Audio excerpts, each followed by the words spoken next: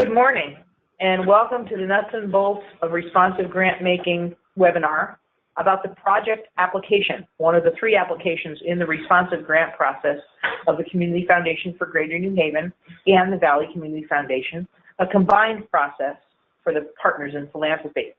I'm Jackie Downing, and I'm with my colleague from the Valley Community Foundation, Valerie Gangi. We're offering these webinars to give you the bits and pieces to build an effective application for our responsive grant process.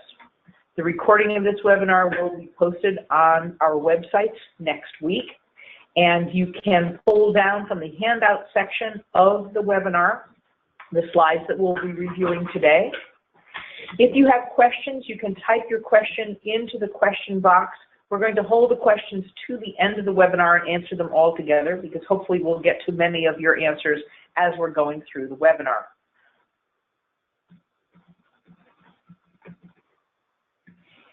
Thank you, Jackie. I'm Valerie Gangi, and I'm the Program Officer for the Valley Community Foundation. I'm looking forward to sharing the information that we have today with all of you. And the first part of this is to discuss the specifics about the project application.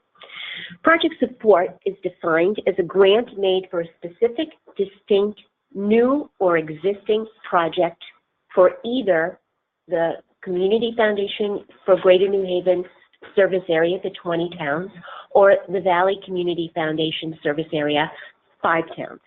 The project support application consists of an online form and its attachments, and the form and the attachments must be submitted by 5:00 p.m. on March 28th. It's important to know that the website will shut off at 5:01, so please make sure that all of that information is in to us by 5:00.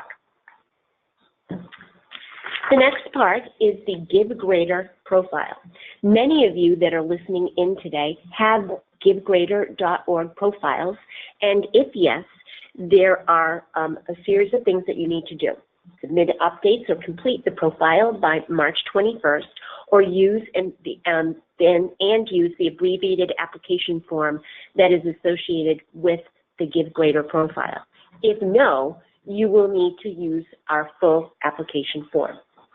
Our application form consists of your org name, all of the information that's up there, the EIN, date of incorporation, address, interest area, executive director, and contact person for the application.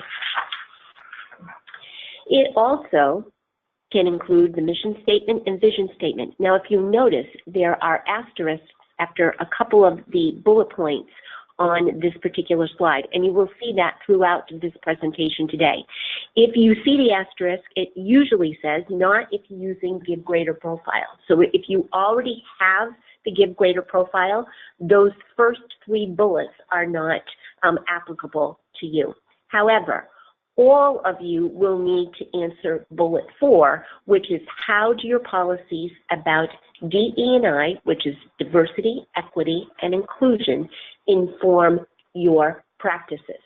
So when you are thinking about how your organization is informed and the work that you do incorporates those particular points of diversity, equity, and inclusion, that is how we want you to answer that question. Last but not least, on this organization information section is going to be fiscal sponsor information. If you are not using a fiscal sponsor, you don't have to fill in that section. Okay, so that's the beginning of your application. The organization information section is the beginning of your application. You'll move then to the request information, so specifically the requests that you are addressing in this application. We ask you first for a brief description, 1 to 2 sentences. We really mean that, 1 to 2 sentences as a brief description of your project. This is something that we use for our database.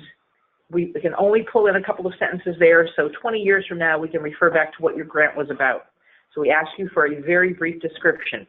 Then the total amount requested.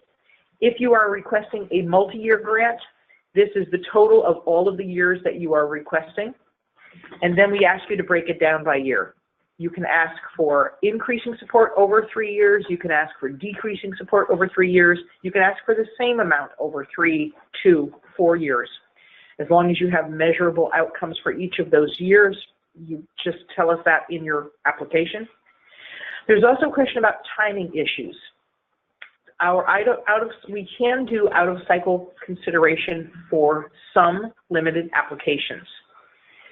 The process for the responsive grants is that you apply on March 28th.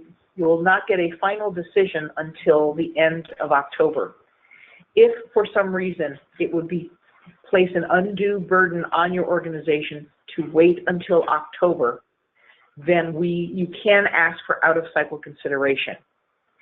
If it is just that you are doing a summer program and you need the money for your summer program, that is not going to qualify you for out-of-cycle consideration. You knew last year that you were going to do the summer program. You should have applied a year ago. Examples of things that do qualify for out-of-cycle are new funding opportunities. If you've received a grant and you have a match that you need to meet by August, then our funding will become that match. You can apply for out-of-cycle consideration for that. So it needs to be a compelling reason for why you cannot wait until October and why you didn't apply earlier to us for out-of-cycle consideration. The next part of the request information is a detailed description of your project. This is very difficult. It's very detailed. Marketing and recruiting participants, how are you going to do that? What will you do to achieve your goals? What are the activities that you're going to do? With the project application, there is a logic model. We'll talk about that later in the webinar. This is the activity section from your logic model filled out. Where are you going to do this? When are you going to do it? What is the time frame for your application, for your project? How and when will you capture data, and how will you use that data? And if you're working with collaborators, what specifically are they going to do? How are they a part of your program?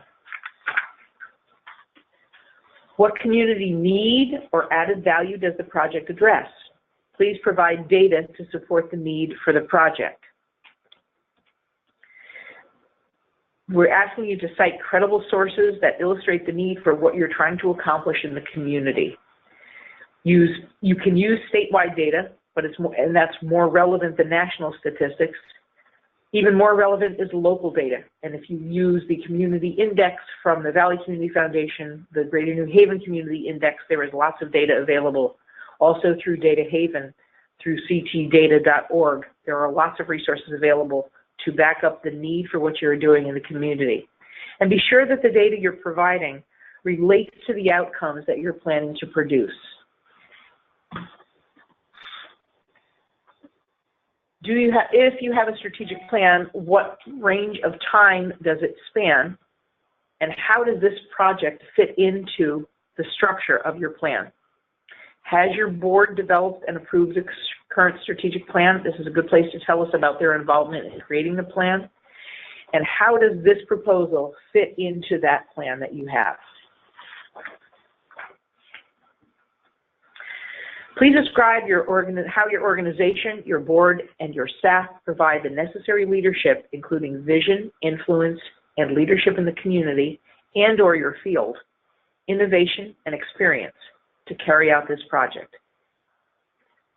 The foundations have the guiding principles of grant making that guide all of our grant making. One of the guiding principles is leadership. The guiding principle document is available on our website. I would encourage you to read that. Our analysis that goes to the board is based on those guiding principles. So does your board create and drive a strategic plan? You may have talked about that in the strategic plan question. Does your board represent you in the community? Is your organization viewed as a resource to other similar organizations? Are you cited in the media for your knowledge in the field? Are you using innovative practices? Do staff members or board members sit on committees in the community that are industry specific? Are you a resource to others? That shows leadership within your organization. How does your organization involve the people it serves in its planning process? Do you have constituents, customers, or clients on your board of directors, or do you have a separate advisory board? Do you conduct surveys? Do you have focus groups? Do you do community meetings to get feedback from your community? Is there meaningful involvement from the people that you represent? Is this a pilot project? If yes, why are you proposing to do the project at this time? What is your organization's capacity for implementing this project? So if this is new, why now? Is it in your strategic plan? Have you identified a new need that has arisen in your community? Is your organization really ready to start this new work? What makes you think so? Do you have uniquely qualified staff? Do you have resources? What is it that makes you feel you can do this project, and why mount it now? Are there other organizations that carry out similar projects? If so, do they serve the same constituency, and why is it necessary for you to carry out a similar project? We ask that you are aware of what is offered in the community that is similar or the same as what you are doing. How are you different? Is your service area different? Do you reach a different age group or a different constituency? Do you have a different approach that is unique and innovative, or just different from what is already out there? If you're not different, why is there a need to duplicate the program? Sometimes there's a need. If we created one more after-school program for kids, we would need it because more kids need after-school programs. Sometimes there is a need for duplication, but you need to make a case for us and be aware that there are other people in the community doing what you're doing.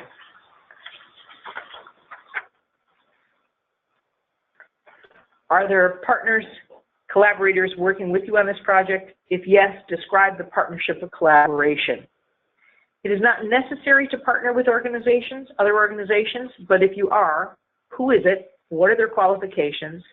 And what is the nature of your relationship? Are they subcontracting? Are they co-producing with you?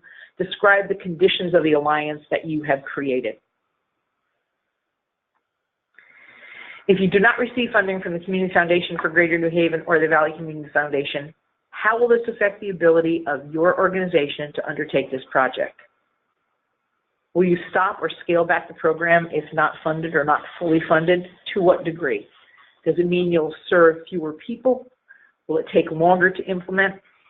Will you lose other funding? Do you have something contingent upon funding from the community foundations? If you do, please let us know that. How does it affect your other programs? Talk about what happens if your request is denied and what happens if it is not fully funded. What is your plan for the future support for this project? The community foundations are never a perpetual source of revenue for any project. You may get a 3-year grant. You may come back and get a second 3-year grant. It is unlikely that you would be perpetually funded for any project, no matter how successful it is. So are you using this as a demonstration to attract other funders? You already have other funders who are interested that need to see it up and running. Is your board committed to finding the funds to sustain this program when community foundation funding has ended? Will you start earning revenue off this program? Will you be able to charge fees even on a sliding scale? Do you sell tickets or have registration fees that will help sustain this program? What is your project? What is your plan for future support? Now let's look at evaluation. Evaluation is a very key component of your entire grant project. And as Jackie mentioned, evaluation is one of those guiding principles that helps us look at how successful a potential grant application may wind up being. Keep in mind that the outcomes listed on your logic model are going to have impact. And what kind of impact will your project have? For instance, the number served, participants' changes in skills, knowledges, behaviors, attitudes, changes in circumstances, and so on. What are the goals? What are you trying to accomplish, and what will success look like? Success looks like something different for everybody. This is not a cookie-cutter approach where success is, okay, you serve X number of people, and at the end of the day, they come away with some particular new skill or some attitude change. It may be totally different from organization to organization. But please share with us what success looks like and means to you. What methods and tools do you plan to use to capture data to evaluate the project? Are you going to capture baseline data so that you'll know, okay, from the very beginning, what does the target population look like in terms of their skill base and so on? Are you going to do pre and post testing? Are you going to use very specific assessment tools like surveys? Who is responsible for collecting the data and when? I want to talk to you about this just a little bit. Sometimes people say, is it important for us to be able to have an outside evaluator come in and evaluate the program? You're going to know that from your own particular organization. You don't necessarily have to have somebody come in from the outside, but you do have to have somebody who is responsible for collecting the data that you're going to be able to use to inform what that success winds up being. How does your organization intend to learn from the evaluation and use the results to modify the project? It's an ongoing project. Please cite the past examples. We are very committed to knowing that if you are having challenges somewhere in the project, don't keep working on the same thing over and over. If you find from your data that something is just not going quite right, how are you going to use that data to switch it up? And then please let us know that. Hey, this is what's going on with us. It is not working. We're finding that we need to modify this a little bit. We would rather know that in the beginning of the project or midway through the project than at the end of the project, because that way we can help perhaps offer perhaps some technical assistance that might help you further reform the work that you're doing, rather than waiting to the end and finding that it was something that just wasn't working. Midterm amendments to programs based on your evaluation. That's totally acceptable. Again, we want it to be successful. We want you to be successful. We want you to be able to use the evaluation as the tool to tweak the program, not only while you're in it, but also for the future, especially for folks that are looking at doing this in kind of a multi-year format. So you think about, okay, how is this working in year one? What that might look like in year two, year three, if you were coming in for a 3-year grant with us. And if this is not, if it's not this particular program, please cite an example from another program that you may already be working on. So you may not know how you're going to evaluate it, but you may have been working in another program area and say, hey, this is what we've used before. This tool has worked out perfectly for us. We have this really great pre-assessment, post-assessment. We're going to use that as a model for the work that we're doing right now. If this is indeed an ongoing project, please list 4 to 6 examples of accomplishments and impact over the last year. For instance, the number of folks that you have served, behaviors that were changed, retention completion rates, and so on. This is really the part of the logic model that will help you. We talked a little bit about that. We're going to talk about it some more, about the outcomes and the outcome measures that you are expecting. So when you're looking at what have been your accomplishments, you're going to say, hey, we were able to use this particular project to obtain this particular outcome, and there were at least 4 to 6 of these accomplishments that have been working for us over the past year.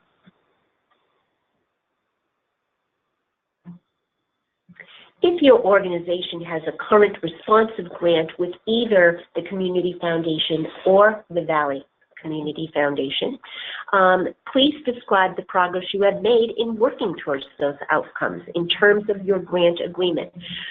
For those of you who have been with us in the past, you know that as part of getting your grant application approved, you need to sign a terms of grant agreement with us.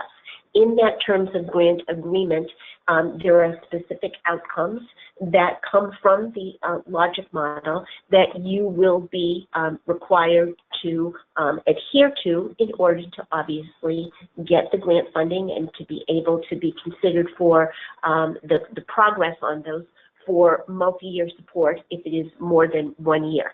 So we are looking at specifically the work that you are doing on outcomes and outcome measures in this piece. Next, Jackie's going to talk a little bit more about project details. Thanks, Val. So Valerie covered the second piece of our guiding principles, the evaluation. At the end of this part, we'll be talking about the third piece of our guiding principles, but now we're talking about the specific project details. So how many people will this project serve annually? How many will be direct participants of the project? And then you can also consider indirect services.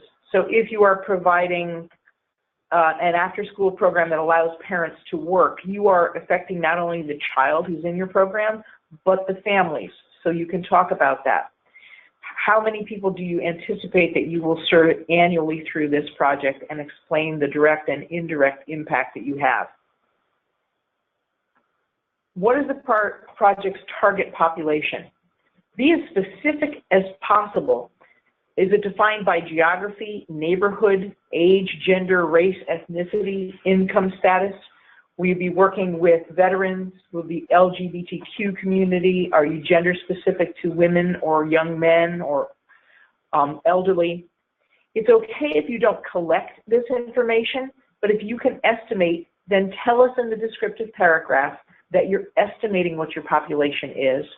If you have the statistics, please give us the information on those, on the specifics. And if you don't collect the information at all and you can't place guesses, you will still need to put zeros into the application. The application will not allow you to move forward without putting something into the following questions. So explain in the descriptive paragraph why you can't collect this information and why you can't guess about this information, and then in the next sections, put zeros. The next sections are those things that we're asking for some breakdown about your population. We're looking for the percentages of your population based on the number that you gave us in that first question. So if you say you serve 1,000, then we want to see the percentages of that 1,000 reflected as race and ethnicity, of the ages of the folks that you serve, the income level of the population that you serve, and the town breakdown. You may be specific to one town or city. That's okay. You may cover more than one town. You may serve outside of our area. We'd like to know if you are a statewide organization serving the entire state of Connecticut, what percentage of the program serves our 20-town region. And if you can break it down by what areas and what towns we're in, that's helpful. Again, if you don't have this information, you must put zeros in the application in order for it to be complete. We're also asking here for information on your staff members, demographic information on your staff members, your volunteers. We're asking for information on your board leadership, their demographic information. And we ask if you have any other advisory committees or councils which contribute to the vision and programming of your organization. If so, name them and describe how they work. We encourage you to have a diverse board of directors. If you do not, but you have meaningful participation from your constituents, then this is a chance for you to tell us how lots of a diverse audience is involved in your organization. We're looking for that meaningful participation, not only on your board leadership, but in other ways to contribute to the leadership of your organization. We then get into the financial section of the project details. We want your current operating year budget and fiscal dates, the operating budget for the most recently completed fiscal year. And then we ask for you to give us information if your year over year is different by 15%, more or less. We'd like you to explain to us why that happened. Did you have funding, new funding secured, or funding that dropped out? Did you have a major change in your organization, add staff, lose staff, what is the 15% difference over year?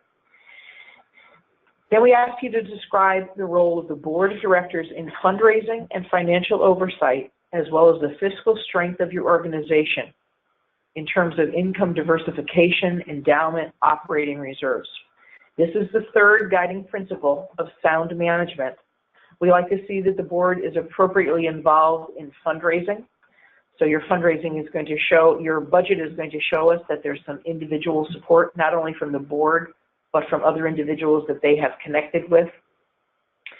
We'd like to tell us about your board's involvement in fiscal oversight. What reports do they see, and how often do they see them? How do they use those? How involved is your treasurer or finance committee? We'd like to know your financial position. Do you have reserves or an endowment? Those are strengths to an organization to have an operating reserve or to have an endowment. So if you have those, it helps us know that you are in a stronger and more sustainable position. We do not penalize organizations by saying you don't need our funding because you have an endowment. We encourage you to have an endowment and a reserve. We also want to see a diversity of revenue streams. This is a key factor in sustainability. If you are 90% government funded, that's a red flag. So we'd like to see that your board is working in a direction to bring in more funds from more diverse sources.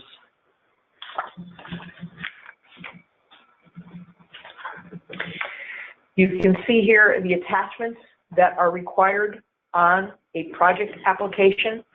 The ones with the stars, as Valerie mentioned earlier, the asterisks are things that are part of your Give Greater profile, so you don't need to duplicate your time and provide more to us.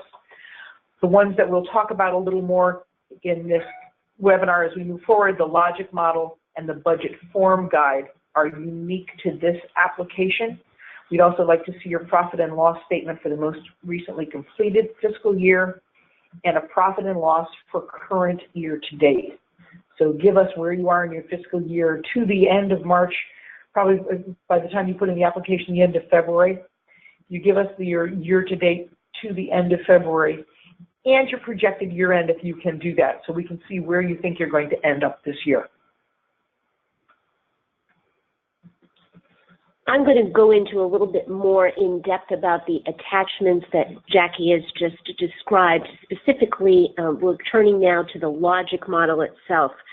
Logic models are wonderful tools for people to really inform the way that they're thinking about doing their grant project or doing their grant work. As you can see, there are a lot of words across the top and goals, assumptions, target populations, and so on. We're going to be actually having a specific webinar only on the logic model, which is going to be on February 26th from 9 to 10:30, and there will be further details about that at that time. Kara Strawn, who is here at the Foundation in New Haven, will be providing that webinar, and you can certainly sign up for it if you're interested in getting some information about that. And she is also available for questions from now through March 22nd. So if you are comfortable with the logic model and you don't need specific assistance and you want to run some things by Kara, you can feel free to contact her, but by March 22nd. So one thing that I want to share with you about the logic model, for those of you who may be new to it, is that it reads up and down and not from left to right.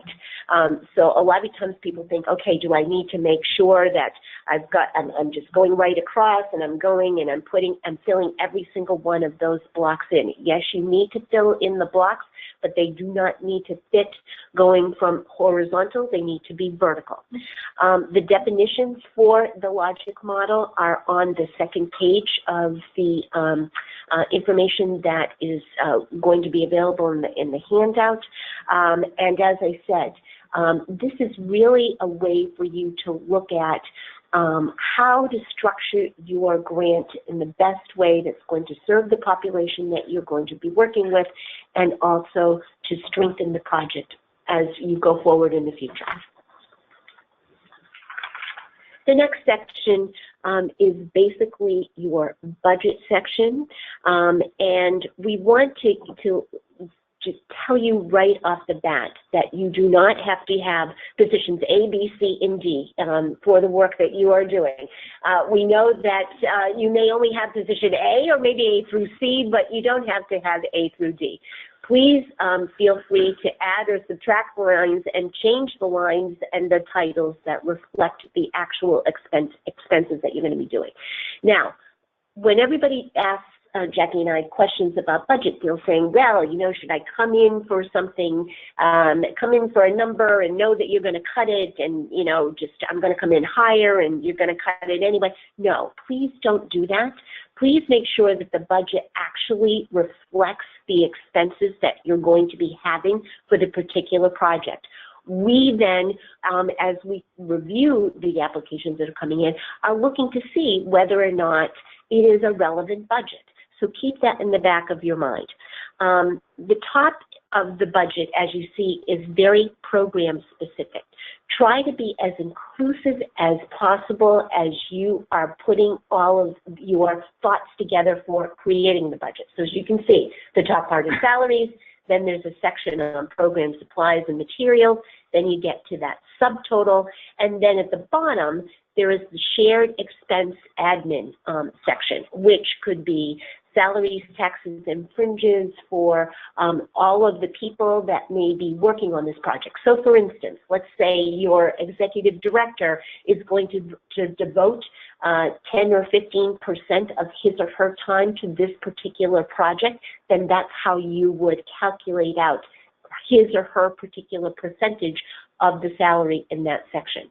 Rent, again, what percentage of time is this particular project going to be having an effect on the rent that you may be paying in the space that you're in?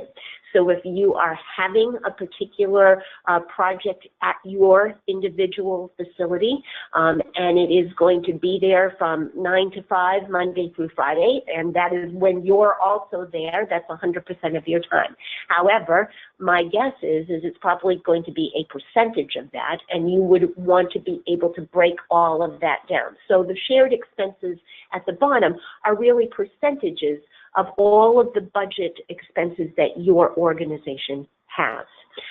The one other piece that you need to know about is that in-kind section, the in-kind contributions amounts. These are goods and services that do not involve cash transactions. They're donated.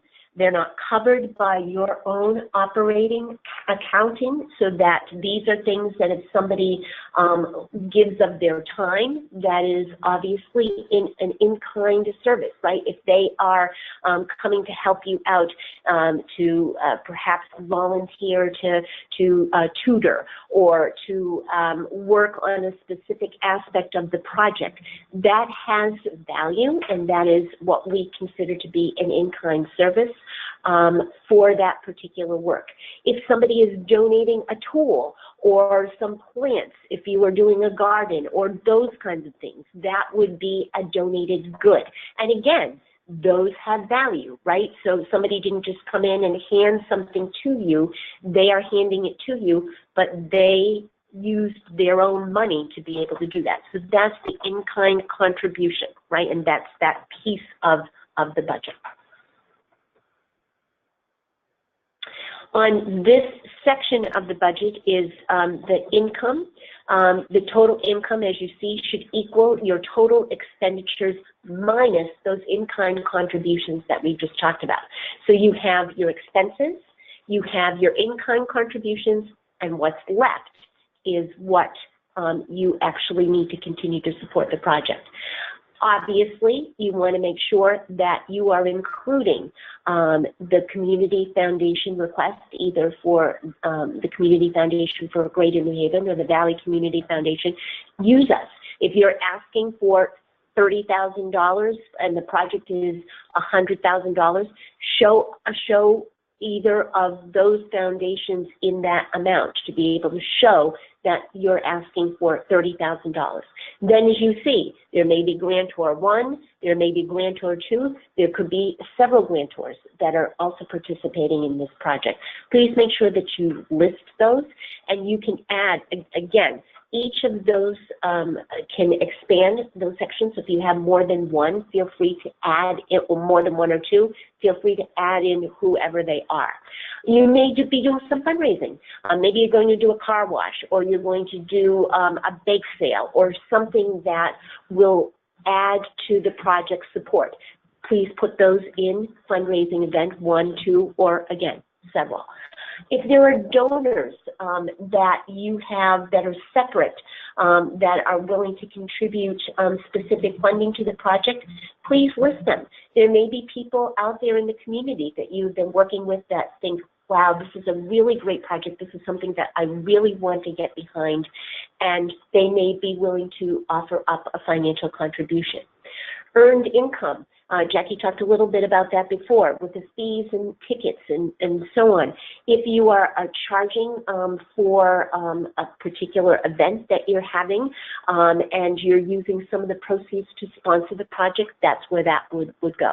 And you can see that there is also a section for operating funds. If you are using some of your general operating funds to cover the cost of this particular project, we would want you to be able to show that there. The et cetera is for anything else that we've not covered. So if there are any other ways that you are going to be having income to support the project, we would want you to put in this.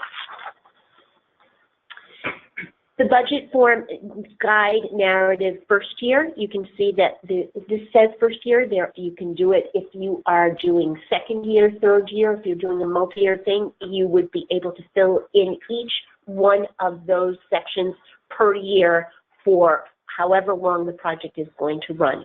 And again, salaries A, B, C, D, or A, B, C, D, E, F, G, however many folks that you have available.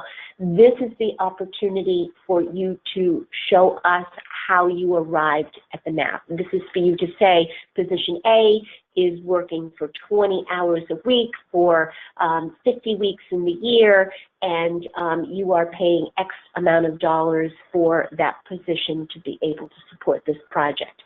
Similarly, supplies. Please, give us a sample. What kinds of supplies do you need? Do you need, just general kinds of supplies, office supplies, or are there very specific targeted supplies that you're going to need for the project? That's where you will list them. Printing, transportation, travel, consultants. What if you have somebody that's coming in that's offering their expertise? That's where you would list that person's income, the budget for them. The equipment that is not necessarily covered in the supply section. If there's very specific equipment to the project that you need, you would include it there. Again, the rent and anything else that we have not covered. And the bottom section again, so the top part is program specific. The bottom section, again on this budget page, is specifically about the administrative cost that come into your particular organization and the percentage that this particular project would represent. Thank you, Val. Now let's take a look at the score sheets. So when the applications come in, they are assembled and they are distributed to community reviewers. The first stage of review on each application is paper only.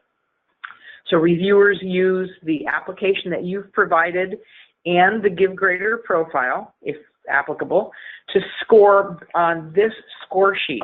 We bring reviewers together and do training and ask them so they understand how to use these score sheets, and then we set them off and they score them independently.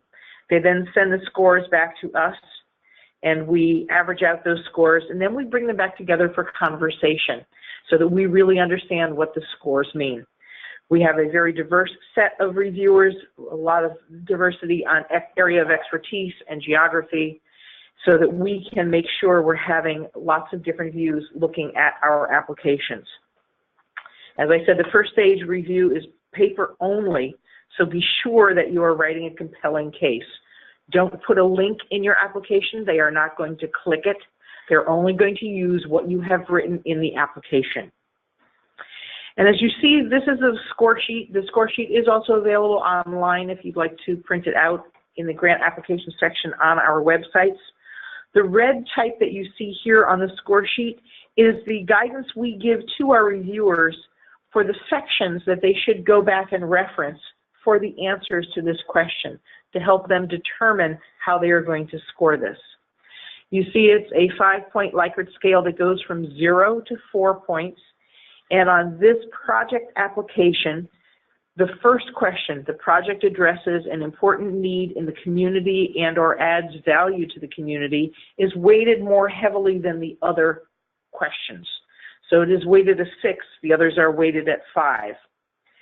It's, so the community need is very important. They're going to be looking for credible sources of good data to back up what you are doing and what the need for that is in the community. A waiting list is not enough to say that there is need. You need to be able to demonstrate what the outcomes of your project are going to do and how that's going to affect a condition within the community. The second question here is about organizations providing similar services that you have researched and achieved a best practice model, and you're partnered with other organizations when practical. It's not necessary to collaborate, but it's important that you understand what's going on in the community around you. If you think you're the only one in this community that is doing what you're doing and you don't cite someone who's doing something similar, we're going to question whether or not you're in touch with what's happening within the community. So be sure that you are looking around in the community for other providers. This is the second half of the score sheet. The next question in the score sheet is about evaluation, one of our guiding principles that we've held through all of this. So do you have good, clear, measurable goals? Do you have a way to evaluate the outcomes that you are anticipating? And do you use that evaluation to modify your programming or operations? How much evidence have you provided to that? Have you cited examples of how you've done this in the past with this project or with another project? How have you learned from what you have evaluated in the past? We also ask for project outcomes that are clearly defined. Those are the clear goals that you need to provide for us, and that those goals really will positively impact the quality of life for the target population. And then the last one, again, is back to our guiding principles on leadership. The organization's management and governance structure contributes to its success.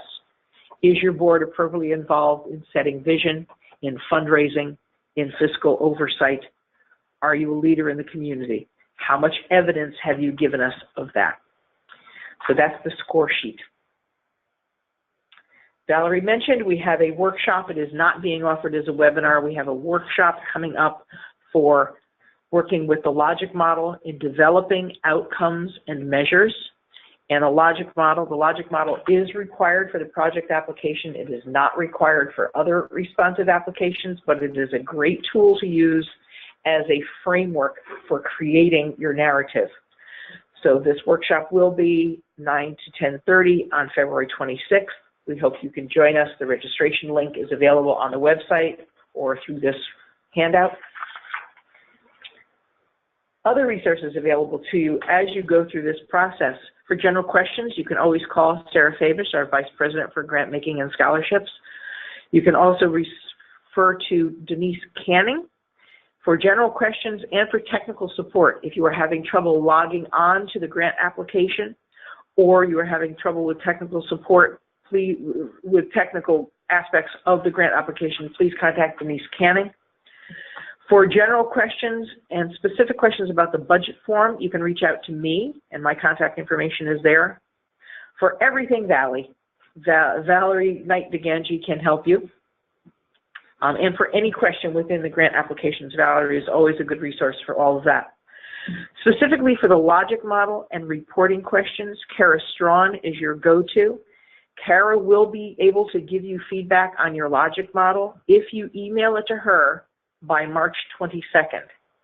The earlier the better. Please give her some time. Understand that every applicant may do that, and if they do, it's going to be a large volume of work for her. So if you can provide it to her earlier than later, that's better. It will also help you if you are using it as the framework for writing your narrative. It will help you understand what gaps there are before you start writing that narrative. So do reach out to Kara if possible. And Stephanie Chung is your resource for the Give Greater profile. If you need to create one or you need to update, you have any questions about the Give Greater profile, Stephanie will be able to be the resource on that. Kara can also tell you, as you go into click on the grant applications, you will be asked certain eligibility questions, whether or not you're a 501c3 and you have a fiscal sponsor, that you serve our 20 town regions. And if you're a previous grantee, you are asked to certify that you have all the reports in on previous grants. If you have a question as to whether or not you are compliant with all of your grant reporting, Kara can answer those questions for you. So now we have answers to your questions on this webinar. The first question I see is, what does NTEE stand for? The NTEE is the National Taxonomy on Exempt Entities. It is a national standard for how the government looks at organizations and what they do. It is a drop-down, so you don't have to worry about figuring out who you are. So in the organization, at the very beginning, in the organizational information, in the application, there's a drop-down for interest area, as we have defined our areas of interest, so you go into the right place in our database, and there's a drop-down for the NTEE code, and you can just choose where you fit in with the government's classification of your organization. There's a classification and sub-classifications for that.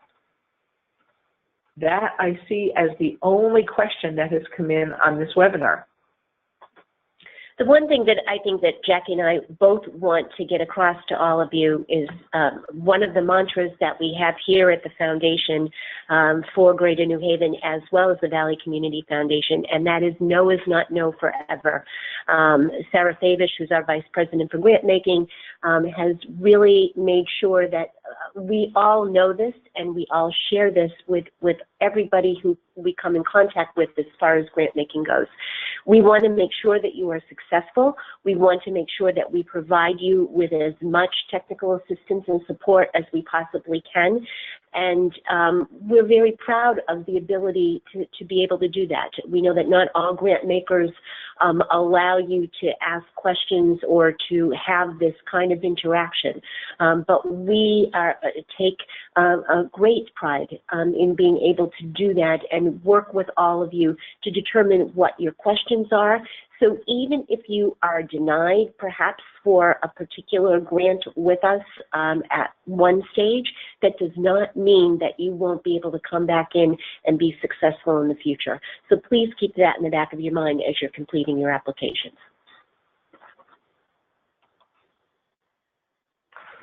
I don't see other questions coming in, so we will end this portion of the webinar. The slides from this webinar are already available in the handout section of the webinar. This webinar recording will be posted next week on both foundations' websites. So if you'd like to listen in again, you're welcome to do that. Thank you very much for spending this time with us. We look forward to reading your successful applications.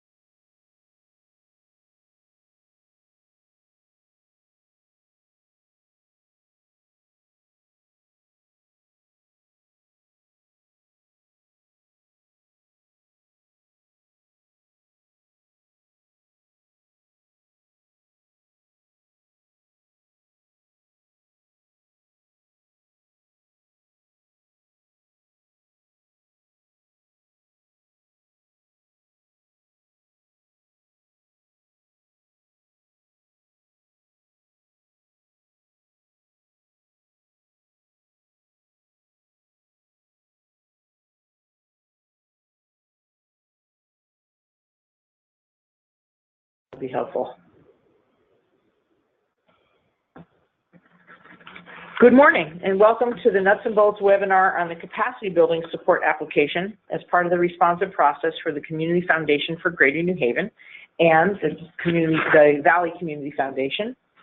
I'm Jackie Downing. I'm the Director of Grantmaking and Nonprofit Effectiveness for the Community Foundation for Greater New Haven. I'm here with my colleague, Valerie Gangi, the Program Officer from the Valley Community Foundation. And we're going to present this webinar to help give you the bits and pieces to build an effective application for our responsive process. This webinar is being recorded.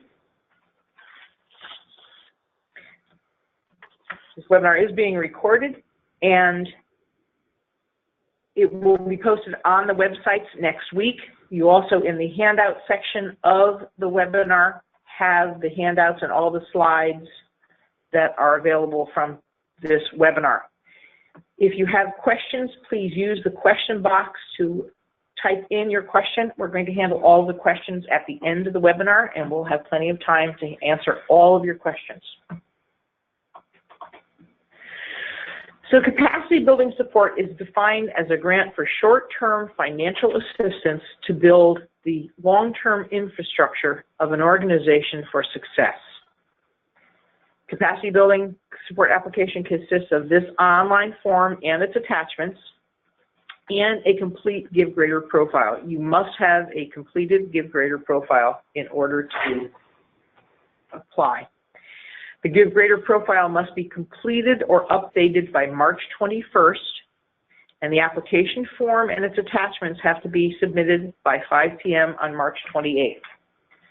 The system shuts down at 5:01, so you must have all of the pieces in and available by March 28th at 5 p.m.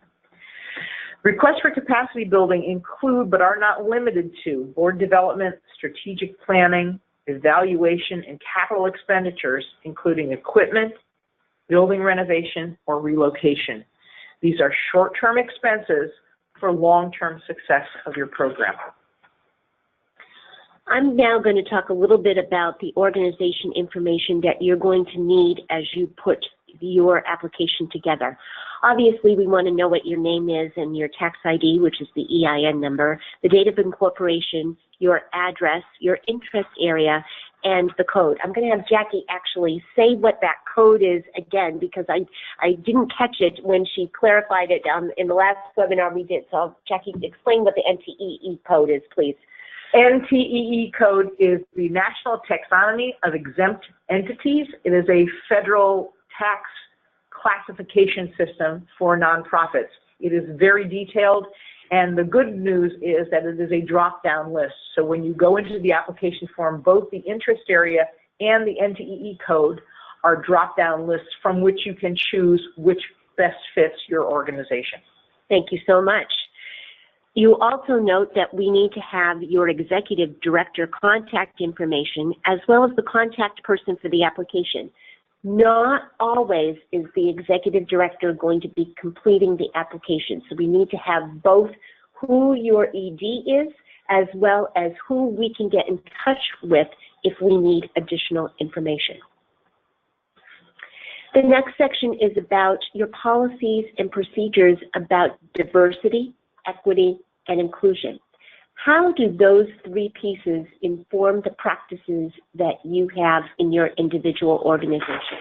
We want to make sure that you are looking at the different ways that underserved populations can be affected by the work that you're talking about doing, as well as the individual people that you have on staff, your board, and so on. So diversity, equity, inclusion has all been a very important piece of not only the work that you're doing, but also your organization.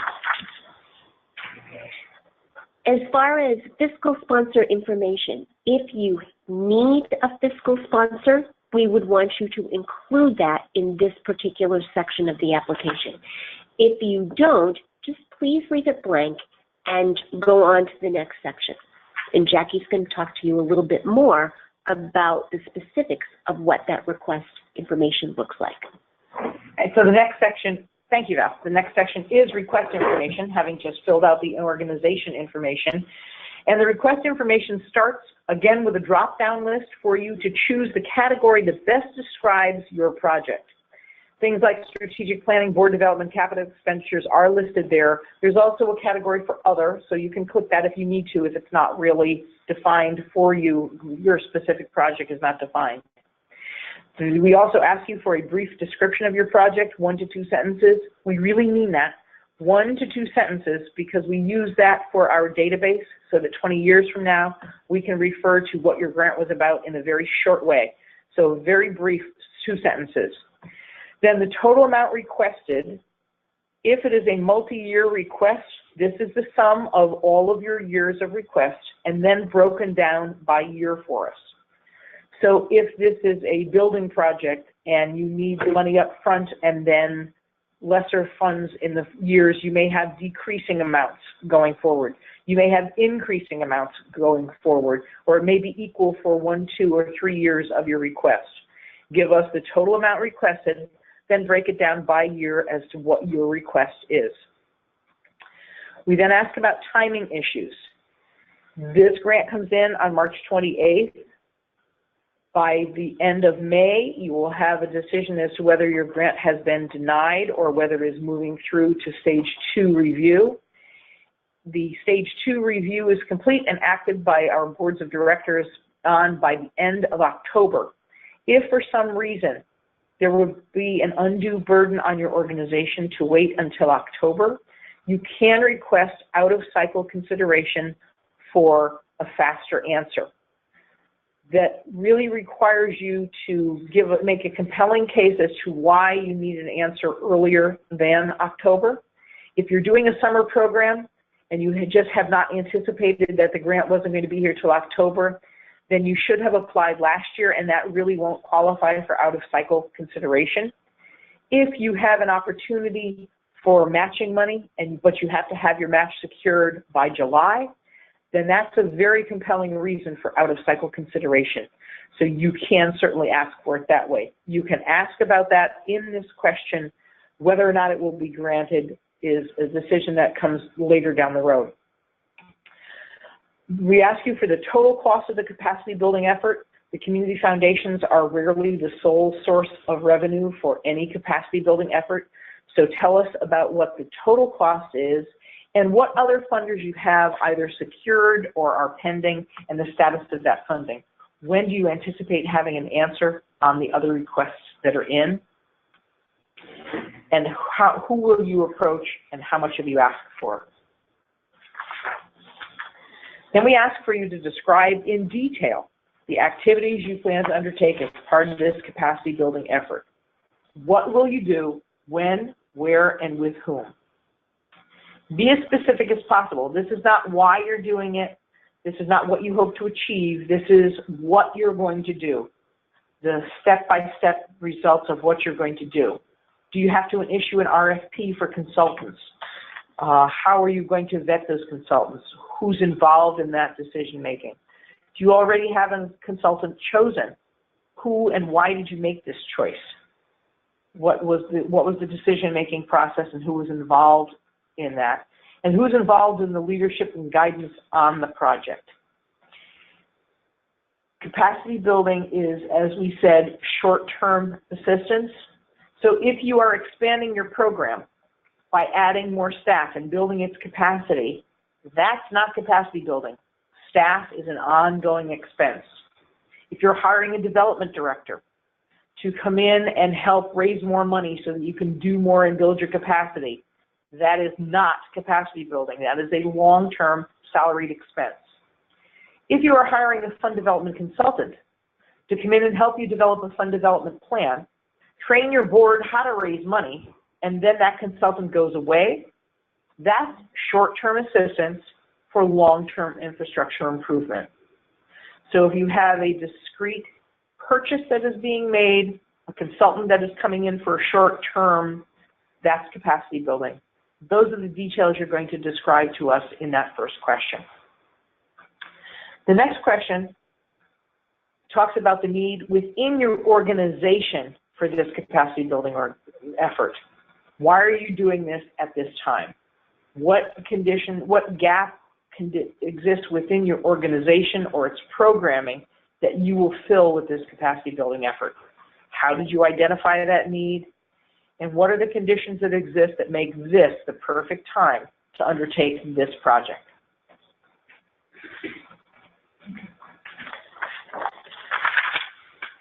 How will this request affect the ability of your organization to address a need in the community? Or how will it affect your organization to add value to the community? So distinguish those two questions. One is about the need within your organization, and then what is the need in the community that exists for you to do this? There could be some overlap in these, but understand the difference between those. Once the capacity building effort is complete, how will your organization be better positioned to meet the need in the community? What is the data that shows that this need exists? How will you evaluate the effectiveness of this capacity building effort? Please list 3 to 5 anticipated outcomes that will result from this effort and how you will measure your results against them. If this application is successful, you will be issued a terms of grant. These outcomes that you write become your terms of grant. We expect you to live up to what you told us. Now, if something happens to change between March and October, we can talk about that before your terms of grant are issued, but at this time, please give us what your anticipated outcomes are so that they can become your terms of grant.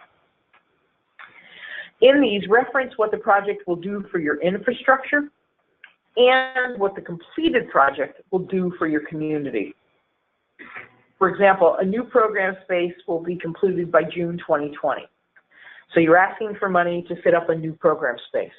You'll complete it by June 2020. That's your outcome. Complete it on budget and on time. Another outcome might be that the new program space will allow you to work with 20 more individuals in your job readiness program on an annual basis. So talk about what the impact is going to be to your infrastructure and what the community impacts will be ultimately when the project is completed. If your organization has a current responsive grant, please describe the progress you've made toward the outcomes in your terms of grant agreement. Go back, reference those terms of grant outcomes, and tell us what progress you've made on the grant. It doesn't necessarily have to be a capacity building grant. It can be any grant that you have in progress. Let us know how you're doing toward those outcomes that you anticipated. If you do not receive funding from the Community Foundation for Greater New Haven or the Valley Community Foundation, how will this affect the ability of your organization to undertake this capacity building effort? Be as specific as you can. Will you stop or scale back this program if not fully funded, and to what degree? How will this ultimately impact your programs or sustainability? Will it take longer to complete this without our funding? Will you lose other funding because this funding did not come through? How does it affect your other programs? Talk about what happens if your request is denied and what happens if it's not fully funded. Now we're going to talk about your organization's details. What community needs that we bolded that for you or added value does your organization address? And please provide data to support your answer. It's so important to be able to have credible sources that illustrate the need for what you are trying to accomplish in the community and to be able to access those credible sources and incorporate them into your application. There are a variety of different sources out in the community to be able to do that.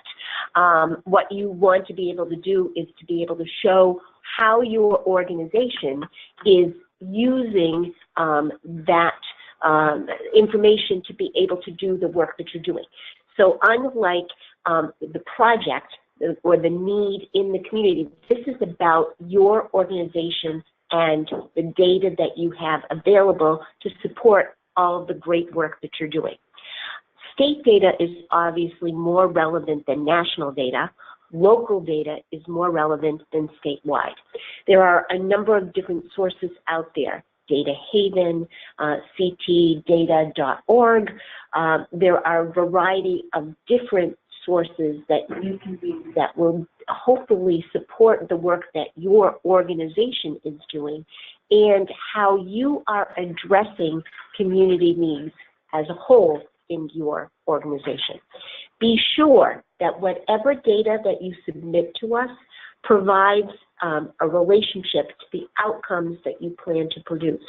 So it's not disconnected, that you make that connection to be able to say, here is the data about us and the work that we're doing, here's what we hope to accomplish in this capacity building, and make that connection for us. How do you evaluate the effectiveness of your program and or your organization, and how do you use this evaluation to modify the programs and operations that you undertake? Please cite examples and describe any evaluation or assessment tools that you use to measure your effectiveness. This is your effectiveness as an organization. Do you have this as part of a strategic planning process that your org has developed? Is there some piece that every single year you sit down and you do a retreat with your staff and board and you evaluate all of the programs and the work that you're doing? Those are the kinds of things that we want to hear about. They can be both quantitative and qualitative to be able to show how you are doing the work that you are doing and doing it well, what kinds of things are informing some change that you might need to go through. Maybe you need to go through a strategic planning process. And part of the work that you're doing is, as part of this evaluation, is to say, we really need to look at where we're headed in the next 3 to 5 years. This is how we're evaluating it. We need some help for people to come in. And what methods are you using to capture this information? Are you doing surveys? Are you getting information from the constituents that you are working with out in the community? Are you doing informal kinds of things where you have anecdotal information from the constituents that are saying, wow, this was great that this organization is doing this work, because if they weren't there, I wouldn't be able to do X, Y, and Z back in where I live. It is so important to be able to have perhaps a combination, if you have both the quantitative and qualitative, to be able to show us, because we're looking at the whole picture of your organization and its capacity to be able to do the work.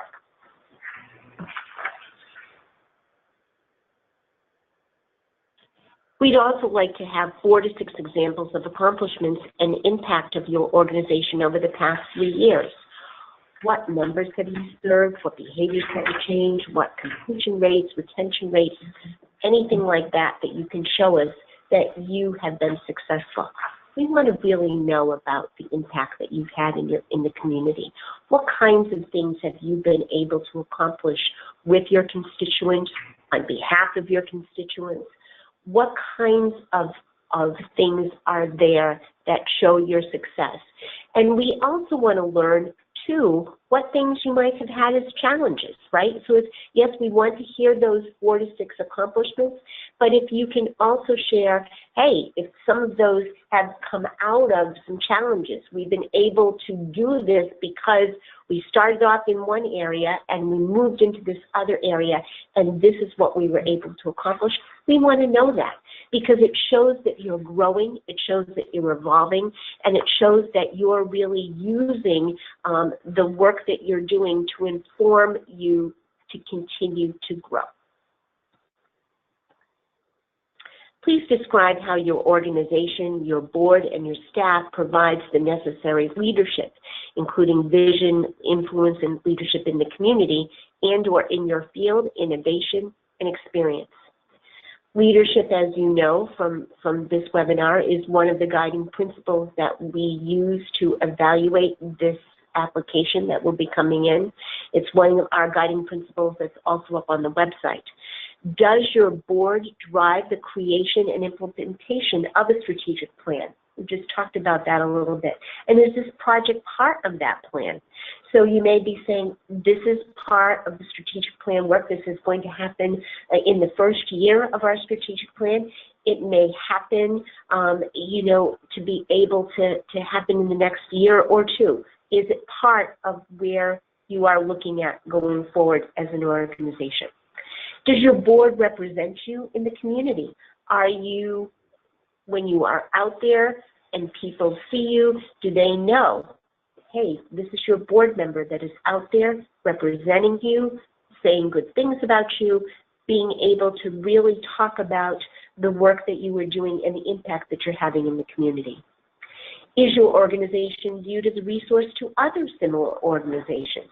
Are other people saying, I've worked with X organization and they have been wonderful in providing the support that we need to accomplish our own work back in our own organization? Are you cited in the media for your knowledge in the field? Are people looking at you and saying, yes, the work that they are doing is great, and here is some very solid data to be able to show that impact? Are you using innovative practices? Are you using things that other people are not using right now? And you are really kind of serving as the model for the work that can be done in their field. Do staff members sit on boards or committees in the community that are industry specific? Are there very special kinds of things specific to your organization that you are actively involved with as both board and staff? How many people does your organization serve annually? Please indicate the number directly served as participants in the project as well as the number served indirectly, family members, others, if applicable, and explain the indirect impact. So for instance, if you are working on a project for children, but it incorporates a parental component as part of a family, or the family is invited to learn more as part of the project, that could be a direct or an indirect impact for the family member, not just the child. So there are ways that you can count those folks that you are serving, not just specifically for an individual project, but as a total. So keep in mind that it's not just a very specific project target population, but also those indirectly informed by the work that you're doing. What is that target population? Please describe it with respect to geographic reach and any distinct characteristic, which may include socioeconomic status, gender, age, race, ethnicity. Be as specific as you possibly can. The more specific that you can be, the more we will be able to understand and have the ability to keep that and inform that as we review your application. If your organization does not collect demographic information, please explain why. It's okay if you don't. Sometimes it's hard to be able to do that, and we understand that. If you can estimate it, just tell us that it's a guess. So if you think that, well, maybe I'm going to be able to serve 40 people through this project, terrific. If you are telling us you're going to serve thousands and thousands of people, we're probably going to have a little bit of pushback on that and say, well, and how are you getting to that number?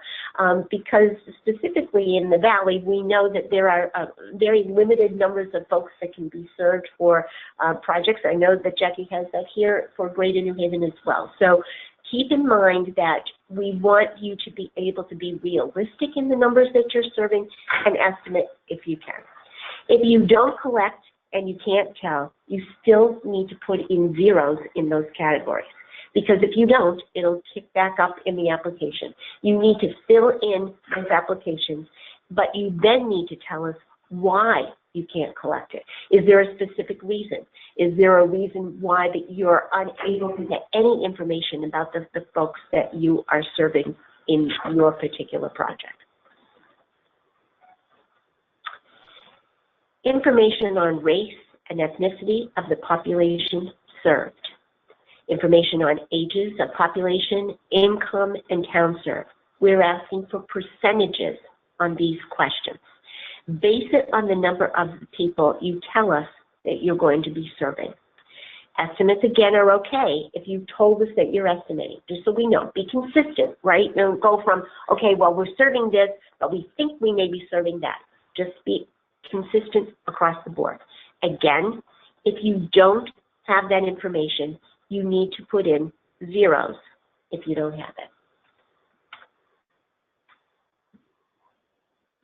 Okay, the next section of the application is on your organization's financial information. So we ask you to provide for us a current year operating budget with the fiscal year dates, just the revenue and expenses anticipated. We need the operating budget for the most recently completed fiscal year.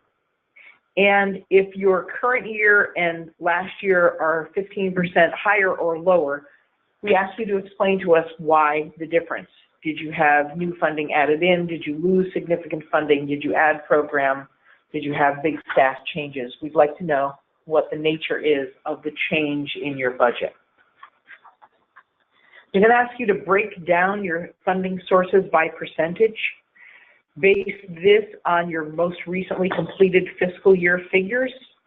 But if last year was an anomaly, if you had something really atypical during the year, then please use a more typical year and make the other column in this as small as possible. Don't give us a lump number in the bottom. We think that most of the categories should cover everything that you do. So federal funding, state funding, municipal funding, individual donors, corporate donors, program fees or other earned income, foundations, investment, and other are the categories for the percentage of funding sources. We're also looking for your board's sound management. This, again, is one of our guiding principles. Sound management. Please describe the role of the board of directors in fundraising and financial oversight, as well as the fiscal strength of your organization in terms of income diversification, endowment, and operating reserves. Include in this answer the board's involvement in fundraising, the board's involvement in fiscal oversight, the organization's financial position. Do you have reserves or an endowment? Those are strengths for an organization, so if you have them, we'll be happy to celebrate those with you. And the diversification of your revenue streams for sustainability. If you are fully government funded and don't have diverse revenue, that's a red flag for us. It's a warning sign. So what is the diversity of your revenue? For the attachments, we ask that you provide for us a profit and loss statement for the most recently completed fiscal year, a profit and loss statement for the current year to date, and if you can give us the figures to the end of February, that would be helpful in our analysis. If you can add a projected year-end column so that if you know that something has gone really wrong or really right during the year, we can see if you are on track for finishing the year as you've budgeted. We'd also like a budget and timeline for this capacity building project, both income and expense. What are your other revenue sources? And what are all of the expenses for the entire project, not just for this request? Show us how this application fits into that funding. We do not have a specific budget form that you need to follow. There is a budget form guide as part of the project application. If you'd like to use that for a framework, you are certainly able to do that. But if you have your own budget for this project, you're welcome to supply that to us as long as you have both income and expense for the project. And then we ask that you certify that this application is approved by your board of directors. This is the score sheet that is used by our community reviewers for this application. As you know, the application comes in at the end of March. We turn it around quickly and assemble a group of more than 50 community reviewers to read through our applications and score them independently. We bring the community reviewers together for a training. We show them what to look for within the application. And they're instructed to use the written application and the Give Grader profile only to score. This is a paper-only review. They cannot call you for clarification. So be sure that you're answering questions thoroughly and completely. All of the questions on the score sheet are equally rated. and you'll see red type on the score sheets. That red type is what we tell our reviewers to use as a guideline for going back to the application to find the answers to those questions, to help them develop their score. They can find information at those red places that are referenced. So on this score sheet, the first question involves the organization addressing an important need in the community or adds value to the community. The second question is about the capacity building request, addressing an important need within the organization. Understand the distinction between the two of those. What does your organization as a whole, how does it add value to the community? What a need in the community does your organization address? And the second question is, this capacity building effort, is it an important need within your organization? And will that positively address the need in the community? The second half of the score sheet, again, equally weighted questions. The organization has a previous record of success at achieving its goals. Have you had other projects that you have launched and seen through to completion? Are those efforts on the scale of this effort? Have you done similar projects and seen them through?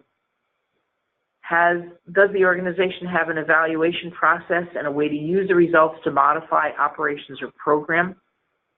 This is one of our guiding principles. How do you use evaluation within the organization? And then the last question, another guiding principle on leadership. The organization's management and governance structure contributes to its success. So does your organization have the appropriate leadership in setting vision, in managing finances, in fundraising, and contributing to the success? We do have another workshop coming up on outcomes, measures, and creating the logic model. A logic model is not required for this application, but we always recommend that you start any grant application, whether to the community foundations or elsewhere, with a logic model. It allows you to create an outline of your thoughts and helps you focus on what the narrative will be in a more organized fashion. We're doing a workshop on the logic model and also on creating outcomes and measures. Sometimes it's hard to know what it is that you're trying to achieve and then how to measure that. Kara Strawn from the Community Foundation will be conducting this workshop to help you develop outcomes and measures. And if you're using a logic model, she'll help you for that. Other resources available to you through the community foundations. For general questions, you can reach out to our Vice President for Grant Making and Scholarships, Sarah Fabish. For general questions and technical support on the online application, that's Denise Canning. I can also answer general questions and give you specific assistance on the budget form. On any of the budgets that you are submitting to us, I can help you with those. Valerie Knight, the Gangi, can help you with any of those questions and all Valley-specific questions as well. Kara Strawn can help you with your logic model and on your reporting questions. If you have a previous grant, you must certify that you are up to date with all of your reporting. If you're not sure about that, you can check with Kara and she can tell you if all of your reporting is up to date. If you are doing a logic model, if you decide to do a program application, you're doing a logic model to submit with the application, she can review those as long as you provide them to her by March 22nd. If you're creating a logic model to help you write this grant, you can also send that to Kara. She can review it for you and let you know if you're on the right track. And because a GiveGrader profile is required for this application, you can reach out to Stephanie Chung for creating or access to updating your GiveGrader profile, and she can help you and guide you with questions about that. And now we're on to questions, and I see that we have a couple. One was regarding how do we define short-term financial assistance. I think we talked about that. We talked about that being not staff members, but consultants. A consultant may be with your organization for 1 or 2 years, maybe more, but if that consultant is leaving your organization stronger when that consultant walks away, then that's capacity building. If you're buying a piece of equipment, or if let's say you're getting new computers, that is short term, you're buying them now. I will tell you that we also look in your budget to be sure that you have a reserved line for future purchases, because if you replace all of your computers now, 5 years from now, we don't want to see another application for replacing all of your computers again. You need to plan ahead and build in a reserve line for equipment so that when these computers become out of date, you can replace them with your own reserved funds. Short-term financial assistance, not staff, not ongoing expense, something that will happen and then leave your organization stronger. If our application will focus on board development, do the outcomes and application focus on changes we are hoped to seeing on the board or changes outcomes to those we serve? It's actually a two-step outcome. So first we want to know about what changes are going to happen on your board. What will success look like on your board if you have success with this application? And then because your board is stronger, what more will you be able to do in the community? How better will you serve your constituents because your board has grown? So actually we need both for your outcomes.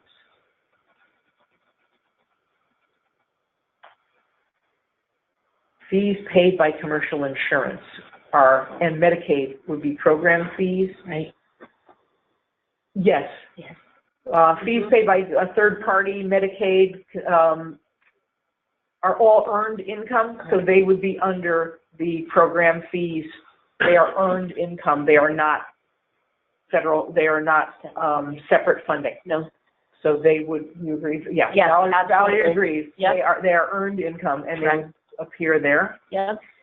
Can capacity building funding be used for staff as well as board training?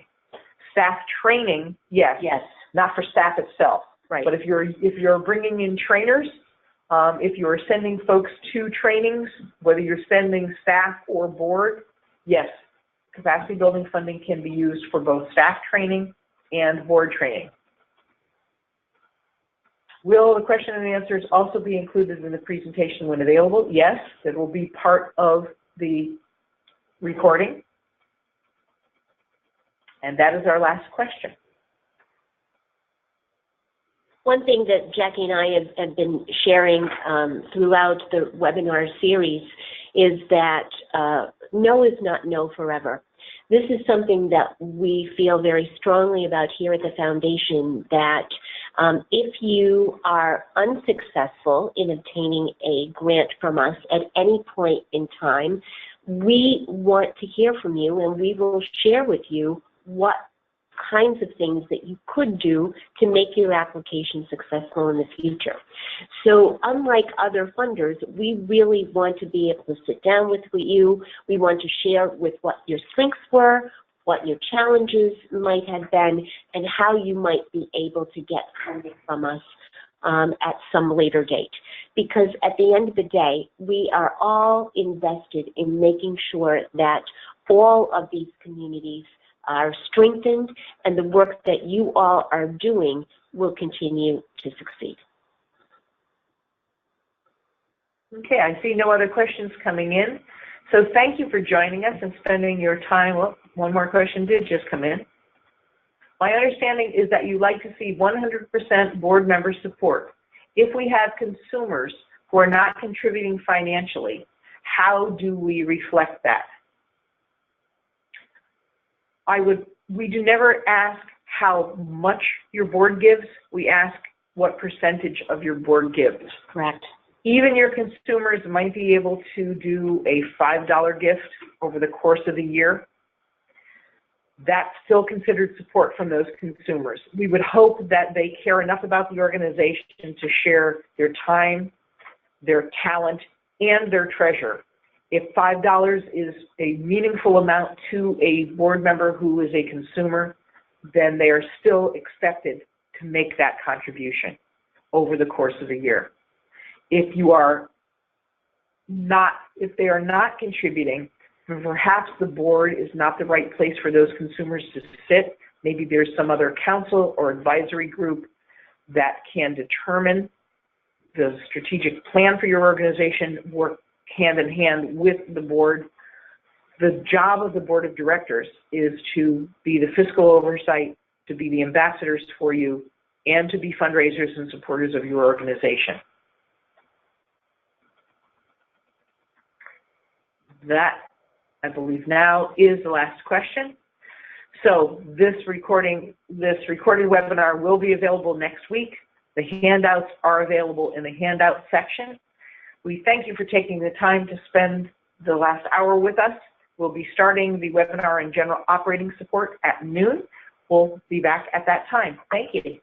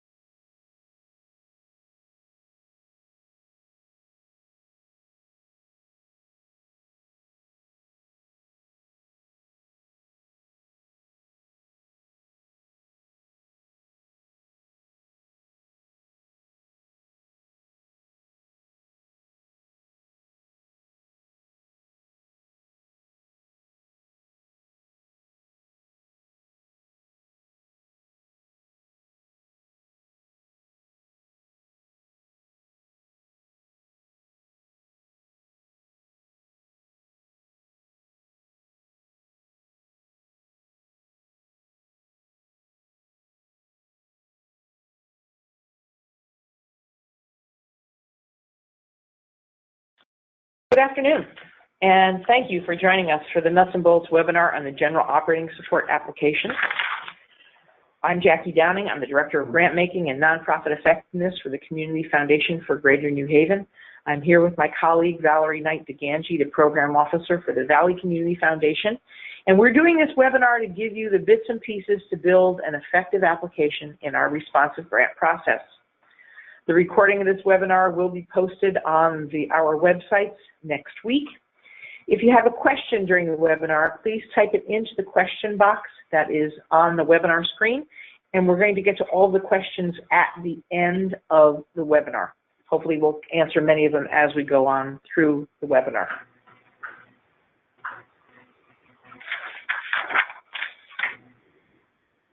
So this is the General Operating Support Application. General Operating Support is defined as a grant made to further the general mission and work of an organization rather than for a specific purpose or project. The General Operating Support Application consists of an online form and its attachments and a complete GiveGrader profile. The GiveGrader profile must be completed or updated by March 21st, and the application form and its attachments must be submitted by 5 p.m. on March 28th. Our system shuts down at 5:01, so you can't be late. So anticipate upload difficulties and get it into us on time. To be eligible for a General Operating Support grant, you must have received a responsive grant, either capacity building or project, in the past, and you must have been in business for at least the last 5 years. General Operating Support is totally flexible funding that you can direct wherever it is most needed within your organization. It allows you greater focus on achieving your mission. You do not need to specify a purpose for the grant on the application. You don't need to tell us specifically what you're going to do with the funding. Just tell us how you're going to fulfill your mission over the terms of the grant. Nonprofits demonstrating strong management and a good track record of accomplishments will be given priority in this conversation. I'm going to talk to you a little bit now about what specifics you're going to need to include about your organization on the application. Obviously, we want to know who you are and what your name is and what your tax ID number is, your date of incorporation, and your address. Jackie has a really great definition for the NTEE code, so I'm going to let her explain that to you right now. The interest area and NTEE code, fortunately for you, are drop-downs. Interest areas are those as defined in our basic areas of interest, so you can categorize yourself into one of those from a drop-down list. The national taxonomy of exempt entities is a tax code classification for nonprofit organizations. Again, is a drop-down, so you can choose from that the specific area that your organization best fits. Thank you, Jackie. We also want to know who your executive director is, as well as the contact person for the application. Sometimes they're identical. Sometimes the ED is completing the application, but sometimes they're not. Please make sure that we have both your ED listed as well as whoever is going to be the contact person for us should we need additional information from you. How do your policies about diversity, equity, and inclusion inform your practices? We take this part very seriously as far as what kind of work you all are doing as an organization to incorporate those particular principles into the work that you're doing out in the community. So, for instance, if there is a very specific policy that you all have developed about diversity, equity, and inclusion, we'd certainly like to know about that. If there is work that you are doing out with your constituents that is informing the work that you are doing in your organization, we want to know about that as well. If you have a fiscal sponsor that you are working with who has the 501c3 nonprofit status, we would want you to include it in that particular section. If you do not need a fiscal sponsor and you are your own 501c3, just please leave this section blank. Okay, after the organization information, you come to the section about the request. So we're going to ask you in the request section what the total amount is that you are requesting, and then ask you to break it down by year. You can apply for multi-year funding through the general operating support, 1, 2, 3. Some organizations have applied for up to 4 years. 3 is generally the highest that folks go. So we ask you to give us the total amount you're requesting over the term that you are requesting it, and then break it down for us by year. Some organizations request increasing funding over 3 years, some request decreasing funding over 3 years, and some request equal amounts. There is no right or wrong. Look at your budget, see how our funding would fit into your operating budget, and request what you need within that budget. There's also a question about timing issues. There is opportunity for out-of-cycle consideration. As you know, the grant deadline is March 28th. The final decision from the boards of directors will not be made until the last week in October. So the funding would be available after October. If waiting until October for an answer would create an undue burden on your organization, you can ask for out-of-cycle consideration for an earlier decision. Out-of-cycle consideration is based on the need within your organization. If you're doing a summer program and you need the funding for this summer, and it's an ongoing program that you could have applied for last year, knowing that summer was happening again, that is not a condition under which out-of-cycle consideration would be granted. If you have a matching opportunity, you have another funder who's going to provide matching funds for you, but you need to have your match secured by July, then that would be a condition that would garner our out-of-cycle consideration. You are welcome to describe whatever your out-of-cycle consideration is in the application. You'll be contacted directly as to whether or not that can happen. We then also ask how you determined the amount of this request. What did you do in your math to make up this number? Is this an operating gap? If so, how's that going to be addressed in the future? As you know, the foundations cannot be a perpetual source of operating funds, so how is this going to be what you need for this term, and how will you address that in the future?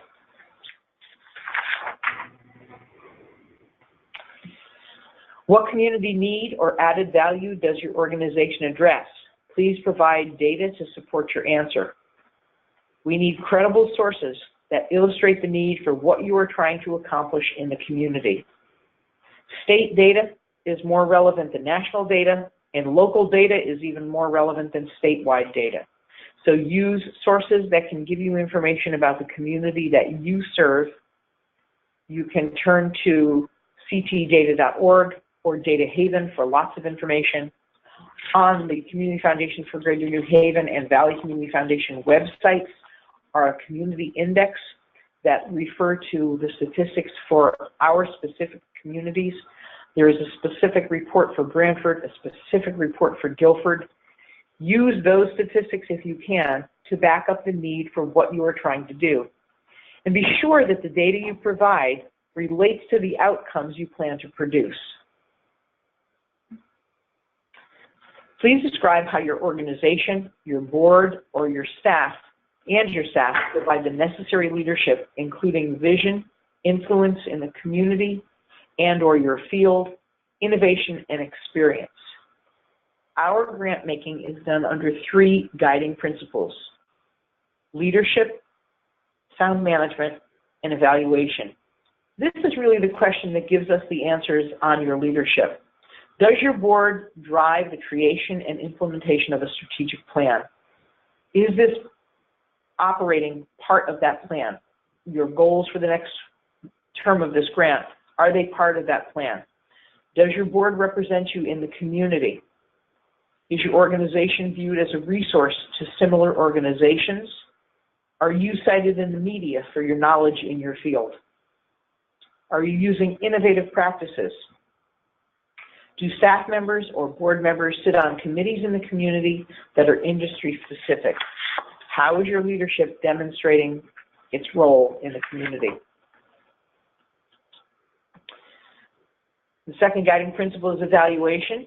How do you evaluate the effectiveness of your programs and or your organization? And how do you use the evaluation to modify programs and or operations? We ask that you cite examples and describe any evaluation or assessment tools used to measure your effectiveness. We're looking for quantitative and qualitative data that you collect and analyze. What methods do you use to capture this information? Do you use industry standard instruments for collection? Do you do pre and post testing? Do you have clear and definable goals, and do you have ways to measure your success toward those goals? Based on the results of your evaluation, list 4 to 6 examples of accomplishments and impact of your organization over the past 3 years. So here we're looking for specifically the numbers of people you've served, the percentages of behaviors changed, of retention and completion rates, whatever is relevant to your field, looking for numbers and percentages. Tell us about your community impact. List 3 to 5 outcomes that your organization will achieve during the time period of this request. If granted, these outcomes will become the terms of your grant. Now, if something changes between the end of March and the end of October when the grant comes through, you do have the opportunity to touch base with us and modify those in some way that will be relevant for you so that you can act on those going forward. But basically, the outcomes that you list in this application become your terms of grant. Reference what the project's going to do, what the support is going to do for your organization and for the community.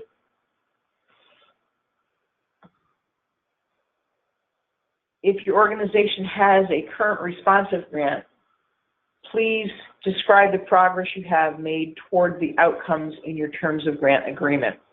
So update us on your project since the last report. Reports on general operating support and other responsive grants are due annually at the end of October. If we haven't heard from you since last October, we'd like to know on March what progress you've made towards your outcomes. If you do not receive funding from the Community Foundation for Greater New Haven or the Valley Community Foundation, how will it affect the ability of your organization to fulfill its mission? Will you stop or scale back programming if not fully funded, and to what degree? How will this ultimately impact your programs and your sustainability? How does it affect all of your programming? Tell us about what happens if your request is denied and what happens if it's not fully funded. Now let's talk about your organization, some details about it. How many people do you serve annually? Please indicate the number directly served as participants in the project, as well as the number served indirectly, family members, others, if applicable, and explain the indirect impact. For instance, if you are working specifically with a youth group, and you are also including the opportunity for family members to participate, whether they come in and view a specific event or they are able to volunteer at a special project that they may be working on with the youth, that would be an indirect kind of participation. But they are affected by the project, and you can include that as being indirect. So you want to do both the direct number of participants as well as the indirect. What is the target population? Please describe them with respect to geographic reach and any distinct characteristics, like neighborhoods they live in, what their ages are, gender, race, income status, maybe veterans, the LGBTQ community, women, seniors. If there is a specific group that you are working with, we want to know that. If your organization does not collect demographic information, please tell us why. It's okay if you don't collect it. And if you can estimate it, tell us that it's a guess for you. If you can estimate the demographics, please explain the method of observation on which you base your estimates. Do you kind of give a guess as if they're attending a specific event that you're having, of how many are coming in the door? How are you estimating that? If you don't collect and can't tell us about the demographics, you still need to put in zeros in that particular section of the application. Just please tell us why you can't collect the information.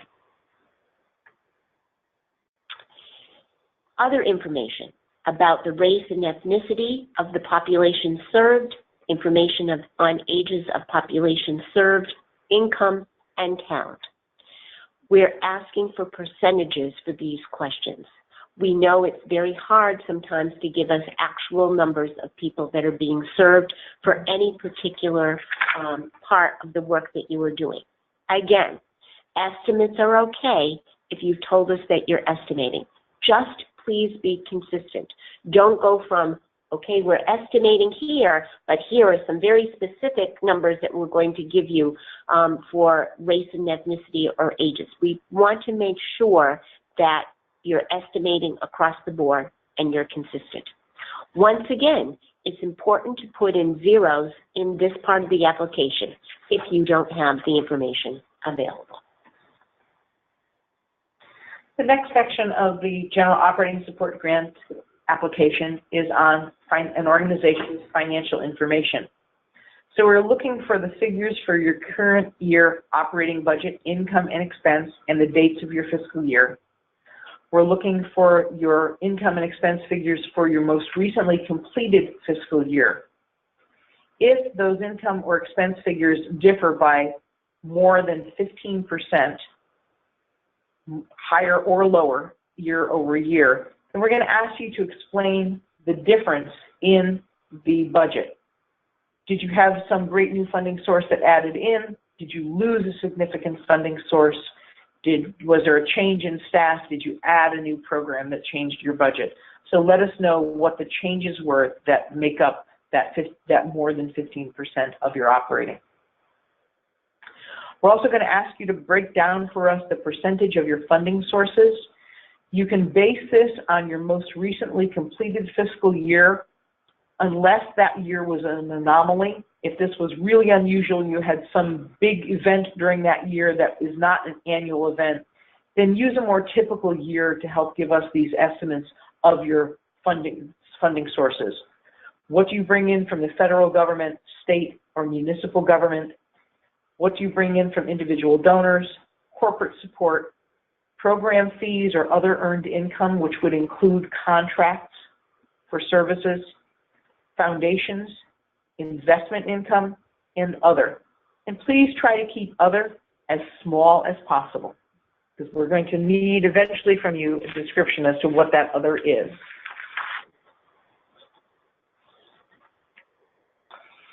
This is the last piece of our guiding principles, sound management. Please describe the role of the board of directors in fundraising and financial oversight, as well as the fiscal strength of your organization, including income diversification, endowment, and operating reserves. So we want to know that your board is appropriately involved in fundraising, and this is the chance to talk about your board's role in that. It's also a chance to talk about the board's involvement in fiscal oversight. What financial statements do they see at your board meetings? How often do they review them? Do you have a working and functioning finance committee that is very involved? Or is it your treasurer that helps keep things going? Tell us how the board manages the fiscal oversight of your organization. What is your organization's financial position? Do you have reserve funds? Best practices say 3 to 6 months of reserve. In practice, we understand that most organizations have about 1.5 months and some have less. But if you are fortunate enough to have reserves, please let us know. That is not a deterrent to our funding. It shows us that you have fiscal strength. If you have an endowment, again, that is not a deterrent to funding. It is something to be applauded An endowment can give you that long-term sustainability. So tell us about endowment if you have such a fund.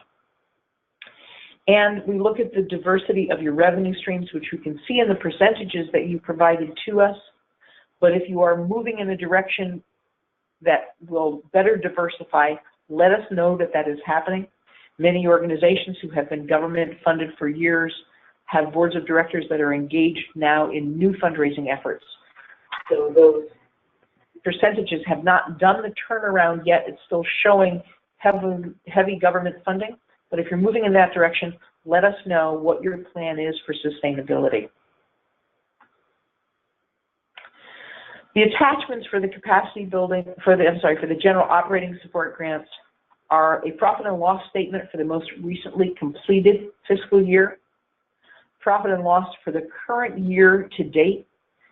This application is due at the end of March. If you can give us your year-to-date figures for the end of February, that will help us judge where you are in your fiscal year.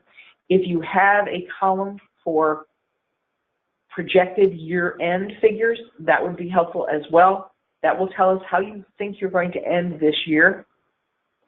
We need an operating budget for the next fiscal year, which includes the support from this application. We'd like to see how this community foundation funding will fit into your budget picture. You'll also be asked to certify that this application has been approved by the board of directors.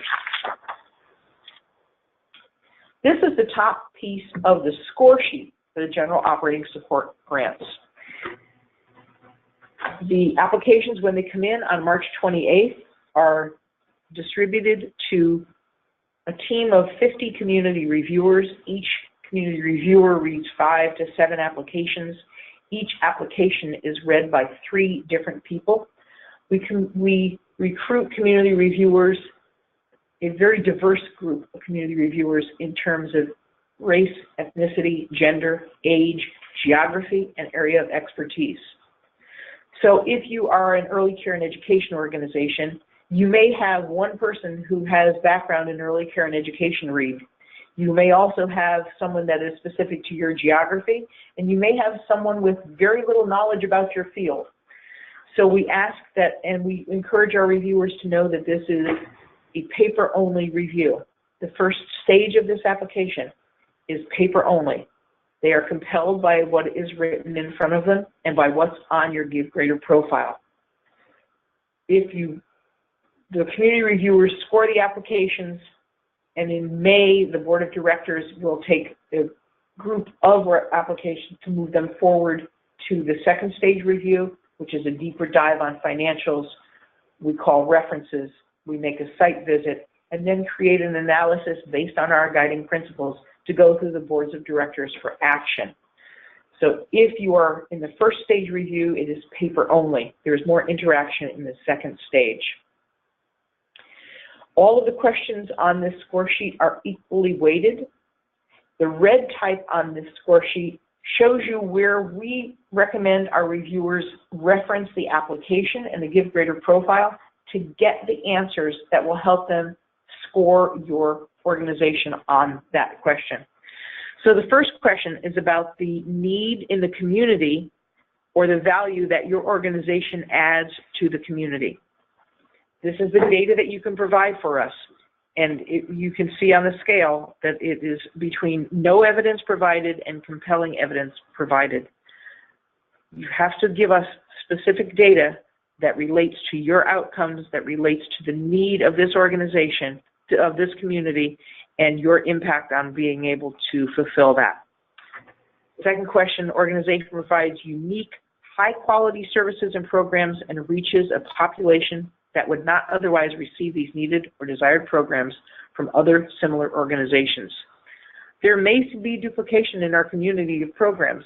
Sometimes more programs are needed, but you need to be aware of other folks in the community that are providing services in the same area. Let us know how you are unique and different from them, how you cooperate and collaborate with them when appropriate. The second half of the score sheet, your organization has a previous record of positively impacting the quality of life for its target population? What evidence have you supplied to us that you have positive impact on the community? What data have you cited? What accomplishments have you told us about within the community? The organization has an evaluation process and has a way to use the results to modify operations and/or programming. Do you use evaluation well? This is another one of our guiding principles. So have you a good process for evaluation?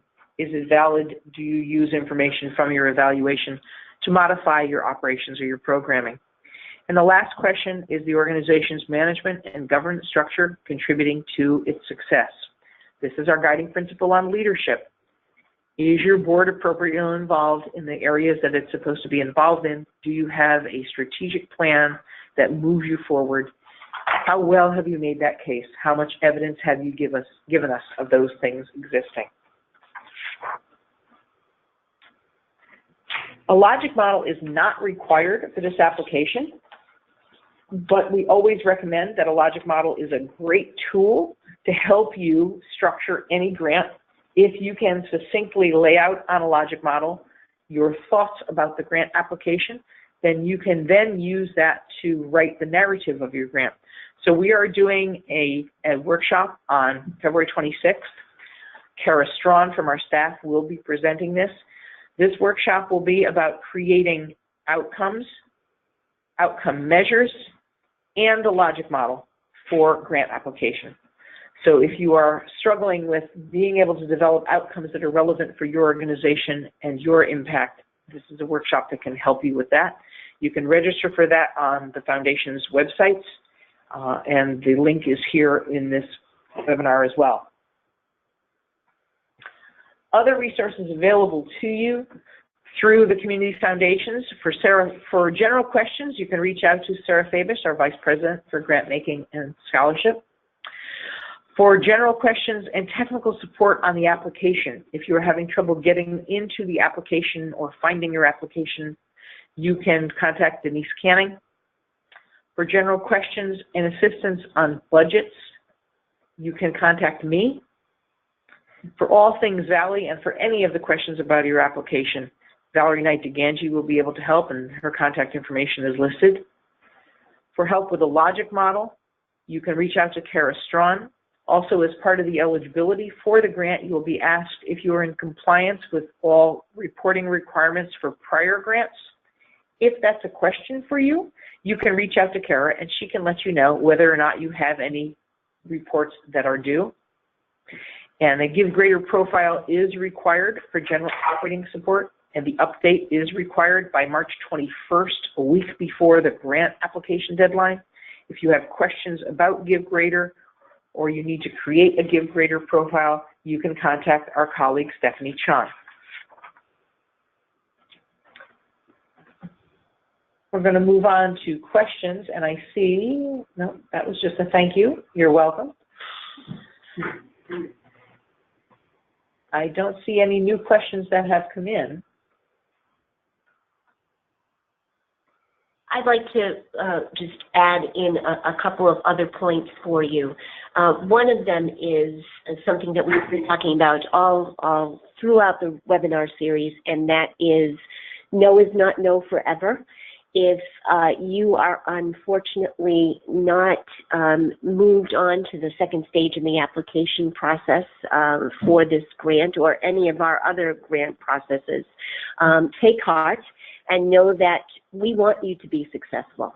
And we are very proud of the fact that we have the ability to talk to you, to discuss the strengths and the challenges with your individual applications, and work with you to hopefully either provide you with additional assistance in the future or to point you in the direction of where you might be able to obtain the assistance to strengthen your application.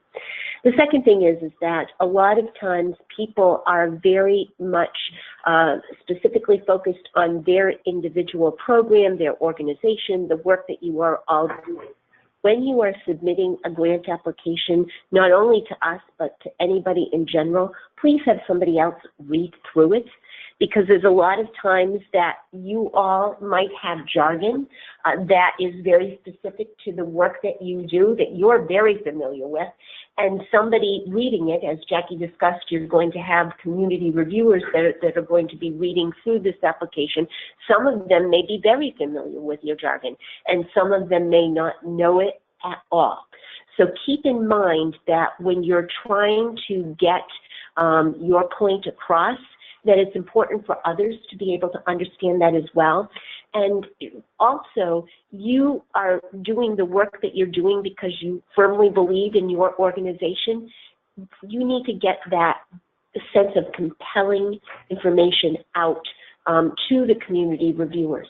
That is probably some of the best advice that Jackie and I can give you. And the one thing that it just struck me that we need to let everybody know through this webinar is please hit save and continue all the way through all of these applications. How many times have we all been involved with an online application when we've been in the middle and then the screen goes blank and we've lost everything that we possibly have put in to the work that we've done.